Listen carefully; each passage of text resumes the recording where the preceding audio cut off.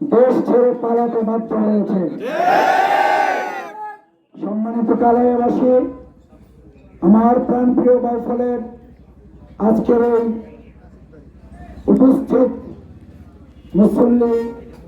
মুসলিম ভাইগণ, ভিন্ন ধর্মাবলম্বী যারা আছেন, ব্যবসায়ী বৃন্দ যারা আছেন, সম্মানিত ওলামায়ে কেরাম, শিক্ষক বৃন্দ যারা আছেন, অন্যান্য নেতৃবৃন্দ, বিভিন্ন দলের নেতৃবৃন্দ, কর্মীরা যারা আছেন, আজকের এই নতুন স্বাধীন বাংলাদেশে আপনাদের সবাইকে স্বাগত জানাই। নিশ্চয়ই আপনারা গত 5ই আগস্টের আগে যেভাবে বাংলাদেশের এই মাটিতে নিঃশ্বাস ফেলতেন, 5ই আগস্টের পর আমরা বুক ফুলিয়ে আরেকটু নতুন করে নিঃশ্বাস নেওয়ার কি সুযোগ আল্লাহ আমাদেরকে দিয়েছেন? সেজন্য আমরা আল্লাহ সুবহানাহু ওয়া তাআলার দরবারে সিজদা অবনত চিত্তে 3বার শুকরিয়া আদায় করতে চাই। আলহামদুলিল্লাহ, আলহামদুলিল্লাহ, আলহামদুলিল্লাহ। কারণ যারা আমাদেরকে শেষ করতে চেয়েছিল, আল্লাহর পরিকল্পনা ছিল আল্লাহ তাদেরকে শেষ করবেন।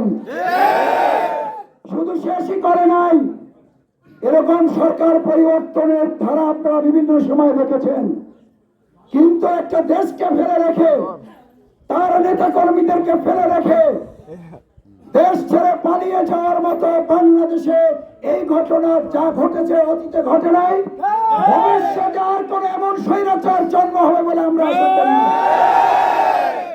তার মানে হচ্ছে তাদের দুর্নীতি, অপশাসন, মানুষের উপর নির্যাতন নিপীড়নের মাত্রাটা এমন পর্যায়ে পৌঁছে গিয়েছিল, এই দুনিয়ার আর কেউ না জানলে আল্লাহ জানতেন, এবং তারাও জানতেন বলে আত্মস্বীকৃত অপরাধী হিসেবে দেশ ছাড়া তাদের সামনে আর কোনো উপায় ছিল না।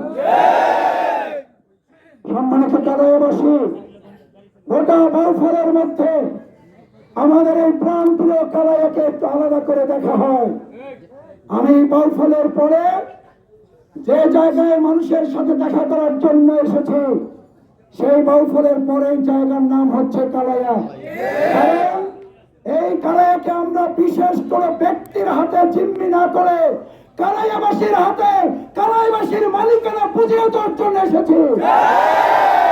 আজকে থেকে কালাইয়াবাসী সিদ্ধান্ত নিয়েছে, কালাইয়াবাসীর মালিকানা কোন ব্যক্তি পরিবারের কাছে জিম্মি থাকতে পারে না।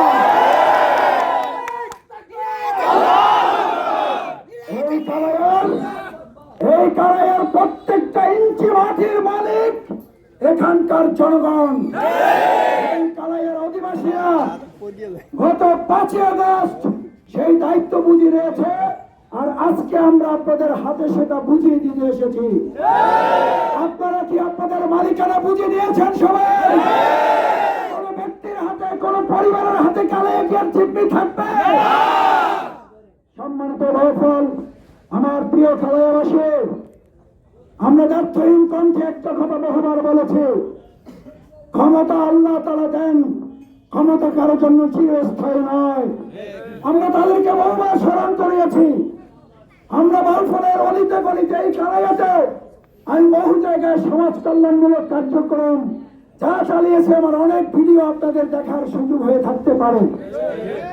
আমি সেখানেও বলেছি, যদি কেউ মনে করে কালাইয়াকে ভিন্নভাবে দেখা হবে, আমার যদি সমাজ কল্যাণের 5টা কাজ থাকে, আমি তার 3টা কাজ কালাইয়াতে করার চেষ্টা করেছি। কারণ আমার কাছে তথ্য ছিল, এই কালাইয়াকে ব্যক্তি এবং পরিবারের লোকেরা থেকে চিহ্ন করে এখানে লোকদেরকে শোষণ, অত্যাচার ছাড়া আর কিছুই করে নাই। ভবিষ্যতে কালাইয়াবাসীকে প্রত্যয় ব্যক্ত করে যাচ্ছি, কালাইয়াকে যারা দীর্ঘদিন শোষণ করেছে, নির্যাতন নিপীড়ন করেছে, আমরা আগামী দিনে কালাইয়াকে বিশেষভাবে নজরে রাখবো ইনশাআল্লাহ। এবং এই কালাইয়া থেকেই বিজয়ের বার্তা বাউফলবাসীর কাছে আমরা পৌঁছাবো। আজকে আমরা রাজনৈতিক কোনো কর্মসূচি পালন করতে আসি নাই, শুধুমাত্র নতুন যে বাংলাদেশ আমাদের ছাত্র জনতা উপহার দিয়েছে, আমরা কালাইয়াবাসী আপনাদেরকে শুধু ধন্যবাদ, কৃতজ্ঞতা জানানোর জন্য এসেছি। এইটুকু বলার জন্য, সম্মানিত ভাই এবং বন্ধুগণ, আল্লাহ তাআলা জনগণকে, মানুষকে, তার এই গোলামদেরকে, তার বান্দাদেরকে তার খেলাফতের দায়িত্ব দিয়ে পাঠিয়েছেন। খেলাফতের এই দায়িত্ব পালন করতে গিয়ে তারা এক আল্লাহ ছাড়া কাউকে পরোয়া করে না, তাদেরকে গোটা পৃথিবী সম্মিলিত চেষ্টা